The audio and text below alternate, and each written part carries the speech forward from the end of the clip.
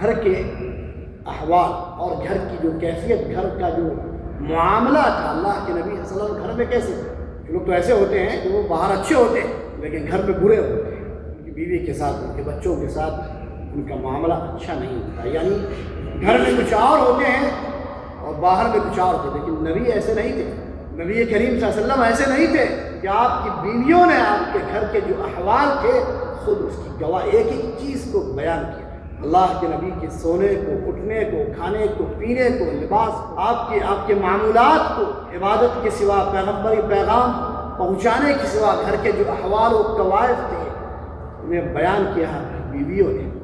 اللہ کے نبی نے فرمایا ان المؤمن لا يدرك بحسن خلقه درجة الصائم القائم۔